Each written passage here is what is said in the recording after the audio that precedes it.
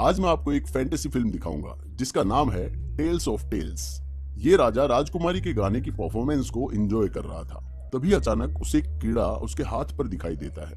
राजा उसे मारना चाहता था, लेकिन कीड़ा राजा के दिमाग को पड़ रहा था और वो राजा के आदेश के अनुसार लेफ्ट हैंड से राइट हैंड पर कूद रहा था। छोटा कीड़ा राजकुमारी की परफॉर्मेंस से ज्यादा इंटरेस्टिंग था। परफॉर्मेंस के बाद राजा हॉल छोड़ने के लिए इंतजार नहीं कर पा रहा था, जबकि राजकुमारी ने महसूस किया कि राजा उसे इग्नोर कर रहा है। राजा कीड़े को अपने कमरे में ले गया और अपनी उंगली काट दी और कीड़े को अपना खून पीने दिया। फिर वो एक सोने का डिब्बा लाया जिसमें सॉफ्ट कुशन था और उसमें उसने कीड़े को सोने के लिए छोड़ दिया। उसने एक मैग्नीफाइंग ग्लास उठाया और बड़ी दिलचस्पी से कीड़े को देखने लगा। वो बहुत खुश था और कीड़े पर पूरी तरह से मोहित हो गया था। कुछ दिनों बाद कीड़ा मूंगफली के दाने के साइज जितना बड़ा हो गया। कीड़े को खुश करने के लिए राजा पूरे दिन घर में रहता और उसने कीड़े को खेलने के लिए बहुत सारे खिलौने बनाए। राजा अपनी बेटी से ज्यादा कीड़े की देखभाल करने लगा। राजकुमारी की शादी की उम्र हो गई है और एक दिन राजकुमारी रात के खाने के समय राजा को बताती है कि वो शादी करना चाहती है। राजा राजकुमारी से पूछता है कि उसे किस तरह का हस्बैंड चाहिए, जिसके जवाब में राजकुमारी कहती है कि उसे एक साहसी, मजबूत और सुंदर दिखने वाला पति चाहिए।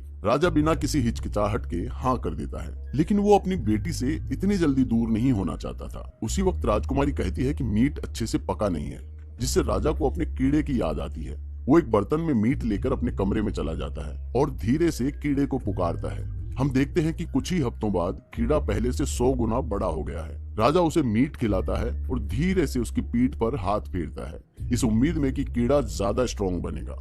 लेकिन एक रात राजा इमरजेंसी में डॉक्टर को बुलाता है और पता चलता है कि कीड़ा बीमार है। वो डॉक्टर चौंक जाता है जब कमरे में एंटर करता है, क्योंकि उसने कभी इतना बड़ा कीड़ा नहीं देखा था। कुछ जांच के बाद डॉक्टर राजा को बताता है कि कीड़े को कैंसर है। राजा कीड़े के मरने पर बहुत दुखी होता है और वो डॉक्टर को इस बात को गुप्त रखने का आदेश देता है। अगली सुबह राजा राजकुमारी से कहता है कि उसने पहले से ही उसके लिए एक पति चुनने का तरीका सोच लिया है। कुछ दिनों बाद राजा एक विशेष जानवर की खाल बाहर लटका देता है और कहता है कि जो भी बता देगा कि ये खाल किस जानवर की है, उससे राजकुमारी की शादी हो जाएगी।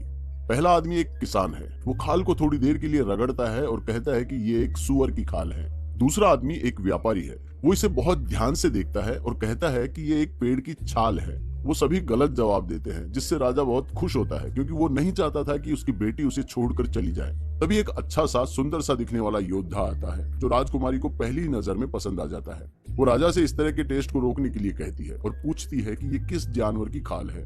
राजा राजकुमारी को उत्तर देता है। राजकुमारी अपने पिता का जवाब सुनकर परेशान हो जाती है जब उसे ये पता चलता है कि ये एक कीड़े की खाल है और यही कारण था कि इसका कोई सही जवाब नहीं दे पाया था। योद्धा भी गलत साबित होता है। उसे लगता है कि ये एक विशाल समुद्री गाय है। अचानक एक बदसूरत सा दिखने वाला राक्षस वहां आता है, जिसको गार्ड्स रोक लेते हैं, पर राजा निष्पक्षता दिखाते हुए उसे टेस्ट में भाग लेने की परमिशन दे देता है, क्योंकि राजा को विश्वास है कि ये बेवकूफ सा दिखने वाला राक्षस सही उत्तर नहीं दे पाएगा। राक्षस खाल के पास जाता है, उसे ध्यान से सूंघता है और फिर तुरंत सही उत्तर दे देता है। राजा शॉक्ड है और राजकुमारी इतनी डरी हुई है कि आंसू भरी आंखें लिए हॉल से बाहर भागती है और अपने आप को खत्म करने की धमकी देते हुए वो महल के टॉप पर पहुंच जाती है। लेकिन राजा का कहना है कि एक राजा के रूप में वो अपनी बात से पलट नहीं सकता। अपने पिता की इज्जत रखने के लिए राजकुमारी राजा की बात मान लेती है और रोते हुए महल से बाहर निकलती है, जहाँ वो राक्षस से मिलती है। वो राजकुमारी का हाथ थामकर अपने घर की दिशा में निकल जाता है। कई घंटों तक चलने के बाद नाजुक राजकुमारी थककर जमीन पर गिर जाती है। राक्षस को राजकुमारी की हालत पर दया आ जाती है और वो राजकुमारी को अपनी बाहों में उठाकर पहाड़ चढ़ने लगता है। वो दोनों पहाड़ों की चोटी पर एक गुफा में पहुंचते हैं जो राक्षस का घर है। राजकुमारी वहां जानवरों की हड्डियां देखकर डर जाती है और वहां से भागना चाहती है, लेकिन वो जानती है ये पॉसिबल नहीं है। अब वो बस बैठकर महल की ओर देखती रहती है। राजकुमारी वहां से भागने की उम्मीद छोड़ देती है,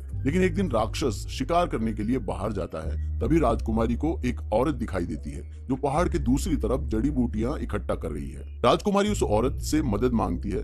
वो औरत उसे बचाने के लिए तैयार तो हो जाती है, लेकिन वो अकेला ऐसा नहीं कर सकती। उसे अपने पति और बेटों की मदद की जरूरत पड़ेगी, इसलिए दोनों अगले दिन इसी जगह मिलने का निश्चय करते हैं। राजकुमारी इतनी खुश है कि वो पूरी रात जागती रहती है। अगली सुबह जब राक्षस ध्यान नहीं दे रहा होता है, राजकुमारी छुपकर गुफा के बाहर निकल जाती है। राजकुमारी उस औरत के बेटे को देखती है। पता चलता है कि ये परिवार सर्कस में काम करता है और ये लड़का रस्सी पर चलता है। वो राजकुमारी को अपने कंधे पर उठाता है और पहले से लगाई हुई रस्सी पर चलता है और धीरे धीरे पहाड़ की दूसरी तरफ बढ़ता है। लेकिन उसी वक्त राक्षस को अजीब सी गंध आती है और वो गुफा के बाहर निकलता है। जैसे ही लड़का और राजकुमारी दूसरी तरफ पहुंचने वाले होते हैं, राक्षस उन्हें देख लेता है। राक्षस रस्सी पर लटक कर उनको पकड़ने की कोशिश करता है और जैसे ही वो उनके पास पहुंचने वाला होता है, वो रस्सी काट देते हैं। जब सर्कस फैमिली राजकुमारी को महल की दिशा में ले जा रहे होते हैं, तभी अचानक राक्षस वहां आ जाता है। पूरी फैमिली उससे लड़ती है, लेकिन राक्षस बहुत ताकतवर है और वो 3 लोगों को मार देता है। रस्सी पर चलने वाला लड़का अपनी माँ और राजकुमारी के साथ वहां से भाग जाता है, लेकिन राक्षस उनका पीछा कर रहा है और उनको पकड़ने वाला ही है। वो तीनों एक पत्थर के पीछे छिप जाते हैं। लड़का आग जलाकर राक्षस को मारने की कोशिश करता है, लेकिन राक्षस लड़के और उसकी माँ को मार डालता है। डरी हुई राजकुमारी भागती है,